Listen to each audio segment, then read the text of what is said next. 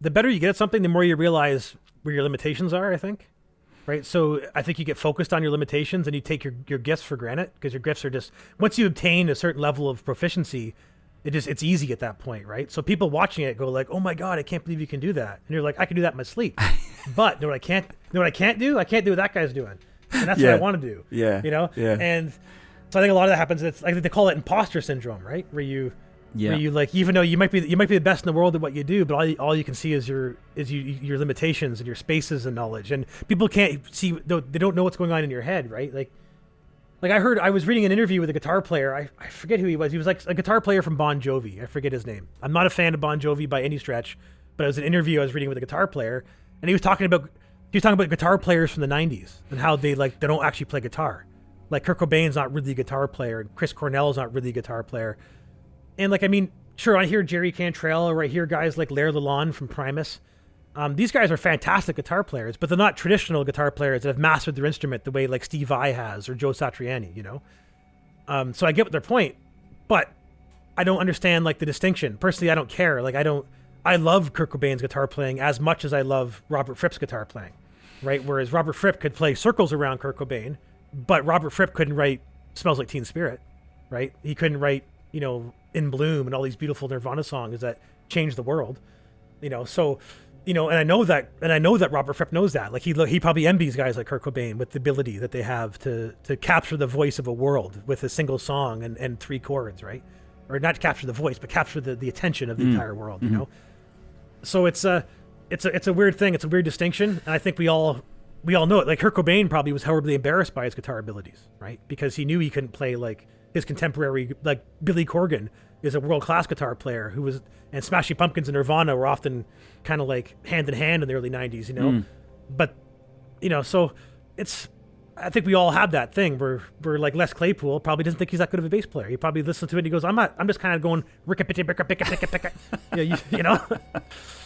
Yeah, I think there's almost a responsibility that comes with the fact that you do something well. You know, do you know what I mean? You have to acknowledge it, because if you don't acknowledge it, then it's very difficult to make it meaningful.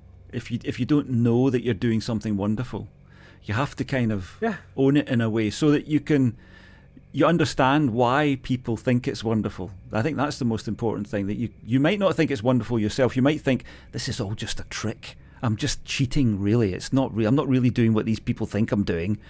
But if you could say that in public and then acknowledge the fact that people think it's great, even though you don't, I think that's very powerful, because that way you get the best of both worlds. You get the fact that I'm still learning.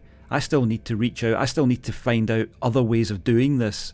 You know, I haven't arrived anywhere. Even though you think I'm at the top, I don't feel as though I am. I'm still learning. You know, and the people who can do that, we talked about Bowie earlier. I think he was like that. He was like, yeah, I'm here in this elevated position, but, you know, I'm still looking for things to do and to bring, you know, and to put in my music. He never gave up making music, you know.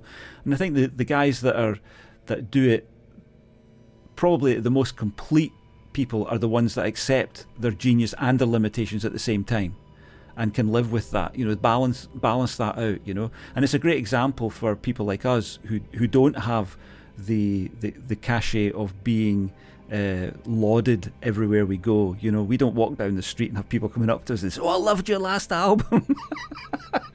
I mean, I don't know what I would do with that anyway, but we still, even though we're not in that position, we still have we can still take what these guys gave us and say, you know, yeah, we're good at what we do, but we're still learning new things all the time.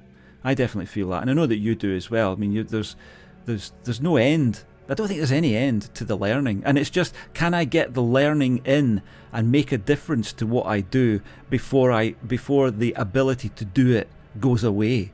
Which, with the way my hearing's going, I don't know how much longer I'll be able to produce meaningful music, because eventually, you know, when I'm Ozzy Osbourne's age or Paul McCartney's age or any of these old guys, I don't have anybody to tell me, you know, what it sounds like. I just won't be able to hear it anymore, you know. Well, as long as we know each other, I'll do my best to critique it. So far, you'll be keeping me right. You'll be like, Peri, that is just not. You just fucked that up, man. You need to take that. All that treble needs to come out. What treble? I didn't know there's any treble in there.